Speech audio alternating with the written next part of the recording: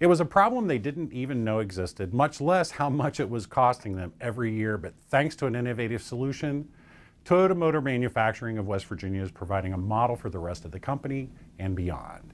The DEP's Sarah Alford joins us now with more. Greg, it all started with a call from their metal recycler about what amounted to an unwanted guest.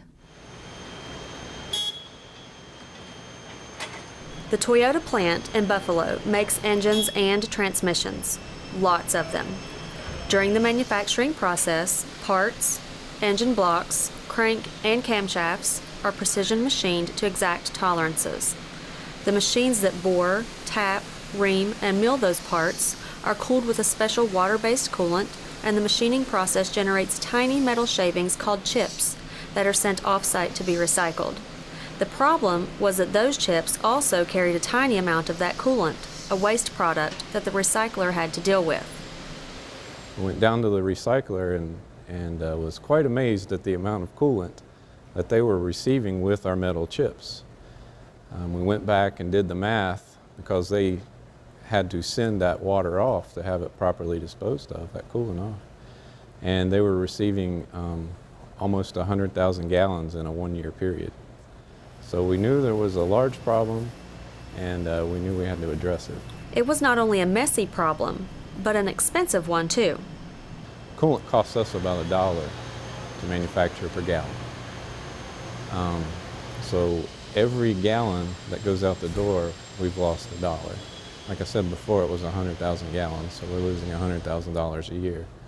On top of that, the recycler was being charged almost 50 cents a gallon to dispose of that coolant. So now we're up to $150,000 a year just because we can't control the amount of coolant that's going out our door. But treating the problem at the source just wasn't a practical option. So we started here in production looking at where does the coolant come from, how is it attached to the chips, and how is it getting in the box. And what we quickly found out is it comes from multiple sources. So we knew that a countermeasure at one of those sources would be inhibitorily expensive because we would have to countermeasure hundreds of individual systems. So what we decided to do was take a step back and look at the roll-off collection boxes. And this is the clever part. The chips end up here at these containers.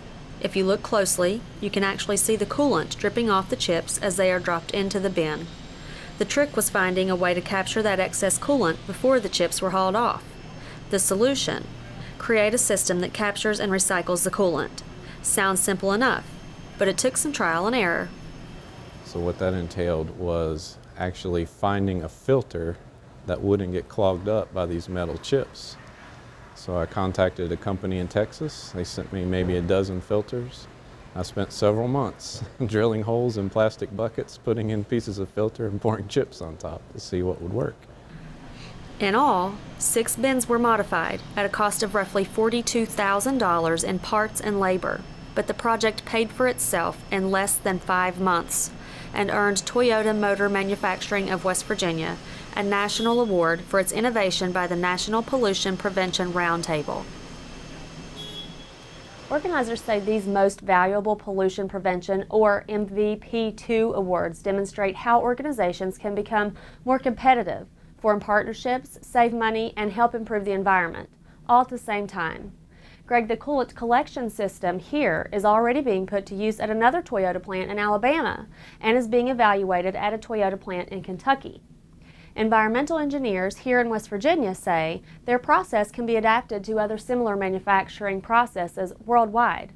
I'm Sarah Alford for Environment Matters. Thanks, Sarah. Toyota Motor Manufacturing of West Virginia also received an honorable mention for its innovative and energy-saving lighting plan. With nearly 2 million square feet under roof, requiring roughly 2,000 overhead fixtures, lighting the plant has a significant impact on the electric bill. About 7% of the total energy demand, and roughly $60,000 a month. The original fixtures used over 400 watts each and required several minutes to come up to full brightness, requiring them to be operated 24/7. Replacing them with fluorescent fixtures using half the energy for the same amount of light was not all that innovative in and of itself, but what really made the difference was the addition of motion detectors, a novel idea and one that took a little persuasion. The idea that the lights would turn off on their own was not a very popular idea initially. So what we had to do was, one, to identify the right type of timer. For instance, we use 20 minutes, but you don't want our production folks to be noticing all these lights going on and off during production. So one of the things that was key for us is that we found a timer that would do, for instance, 20 minutes is our time, but every time something moves under that light, it would reset that timer. So the light would never have to turn off in order to be able to turn back on, for instance. Adding the motion detectors cut the energy use by another 25%. Making the change wasn't cheap. Upgrading the lighting ended up costing over $400,000 on the front end, but with $250,000 in energy savings each year. The change will pay for itself in less than 2 years.